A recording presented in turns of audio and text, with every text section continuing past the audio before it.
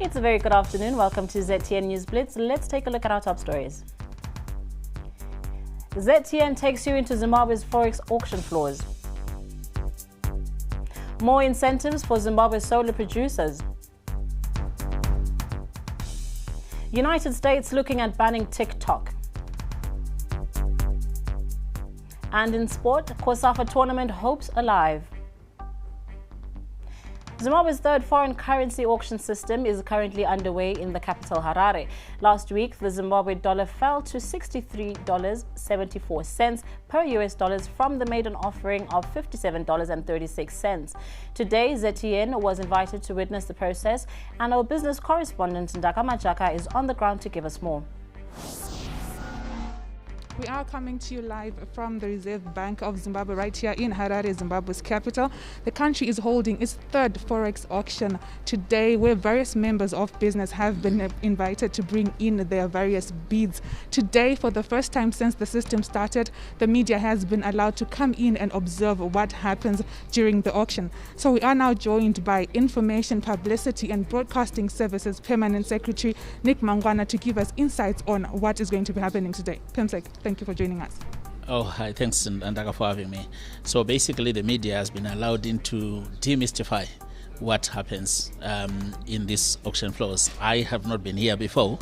I have no clue what happens as well. So we believe the public needs to understand what we mean by we need to promote this transparent, we are getting rid of the allocating system.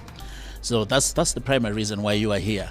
It's one of where we believe that if we are to get in the buy-in from the citizenry, then all the things that are mystified should be demystified. And you guys are here to get whatever you get, so that when you unpack, when you edit, when you speak about, you know exactly what you're talking about, and so that we can understand also what you're talking about. Pemsek, thank you so much for joining us. Thank you. We're going to be coming to you again as the auction closes, as we have the bid for today. This is the bid that's going to carry for the next week until next week, Tuesday, when a new bid will be decided. We come back to you in the studio. Senior Economic Advisor to Minister of Finance, Professor Ashok Chakravarti, says fiscal and monetary authorities are moving to introduce a statutory instrument set to compel retailers and service providers to index their US dollar prices using the auction rate of the week, a departure from the present where prices are indexed using the parallel market rates.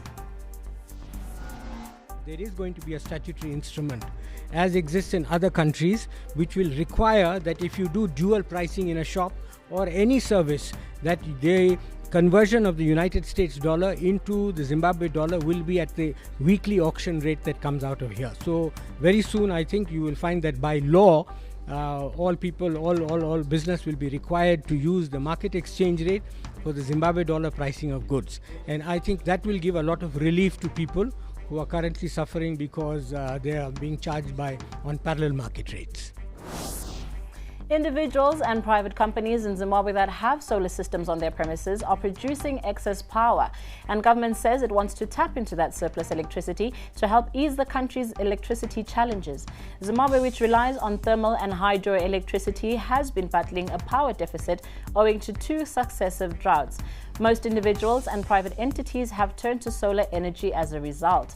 Energy Minister Fortune Chasi told journalists in Harare that government would want to purchase excess power that's being produced by these private entities. But we want to go beyond that. We want to enable this by putting in place a net metering framework.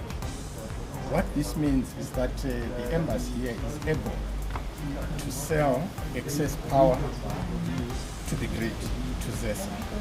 They can either get a credit for the amount of power that they've given to ZESA, and the government is also right now looking at possible incentives, including monetary payments, even payments in foreign currency, if the situation so demands.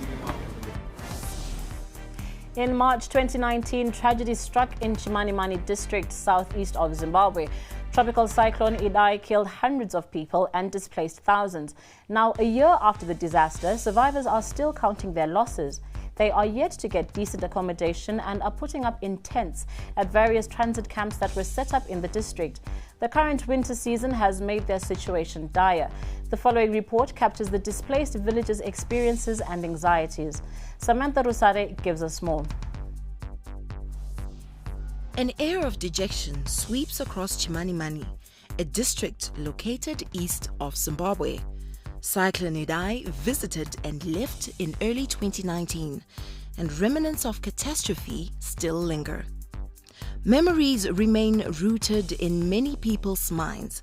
Lives were lost, and those that were left behind are struggling to cope. Zvinorwadza zvikuru zvokuti kana kuti chemo chitodarika pandi handitonyanya kutofarira kutofamba ndakatochila zvangu padini mafriends angu akabaya. The cold in Chimanimani has not been kind to the young ones. Parents say they cannot afford blankets and warm clothes. With winter at its peak in Zimbabwe, only tents stand in between them and the biting temperatures. Tiri kurwadziwa chikafu chaicho chaicho chekuti titodya nemhuri hapana, even nyangwe chekutopfekawo chaicho tinongodaro daro, chekutofuga mutende Juni uno kuri kutonhora nemhuri yendinayo hazvisi kubalanza.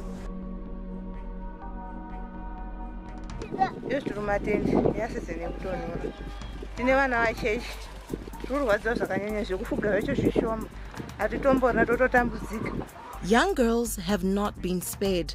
For many, menstrual cycles are now a nightmare. They cannot afford to buy sanitary wear. The Good Samaritans who used to help are no longer forthcoming. There was a program which gave us sanitary wear some time ago, and we would get it every month, even in school. But now it's no longer coming. So if you were already attached to that, you always thought it was going to come, then you are going to be in trouble. Amidst all this gloom, the villagers are resilient, and in all that buoyance, they remain optimistic, working to patch back their lives together again. Basa riri kutipa mari nekuti hatina mabasa etiri kushanda, saka kune vanhu vane mari, saka vanogona kuti ndiri kugadzisa imba yangu, saka tinoona mari pane vari kugadzisa dzimba dzavo idzi. Villagers are trying to cope with losing their loved ones, many of whom were swept away and were never afforded decent burials. But government says efforts are underway to give the bereaved villagers closure. In terms of the existing Home Affairs Acts, you are not supposed to declare somebody permanently missing or dead until after 5 years. We have said using the Civil Protection Act, we can claw back the number of years, but that needs us to do a number of other investigative things in order to come up with shortening the time. The road to recovery has been a bumpy one for many Chimanimani villagers, underlined by setbacks, mixed emotions, nostalgia, and most importantly, hope. Reporting for ZTN News, I'm Samantha Rusare. Zimbabwe's President Emmerson Mnangagwa has consoled opposition leader Nelson Chamisa following the death of his mother. Chamisa's mother died on Monday and the cause of death was not immediately revealed. In his condolence message, President Mnangagwa said, "I was sad to hear of the passing of Ambuya Chamisa, the mother of Nelson Chamisa. Our thoughts and prayers are with Nelson Chamisa and the Chamisa family at this difficult time." Kenya's President Uhuru Kenyatta announced on Monday a phased reopening of the country from a COVID-19 lockdown, lifting restrictions on travel in and out of the capital, Nairobi, and allowing air travel to resume. Kenyatta said the country has reached a reasonable level of preparedness for a partial loosening of restrictions, but urged caution and warned against reckless behavior. United States Secretary of State Mike Pompeo said on Monday that the United States is certainly looking at banning Chinese social media apps, including TikTok, suggesting it shared information with the Chinese government, a charge it denied. United States lawmakers have raised national security concerns over TikTok's handling of user data. Pompeo's remarks also came amid increasing US-China tensions over the handling of the coronavirus outbreak. TikTok was recently banned in India.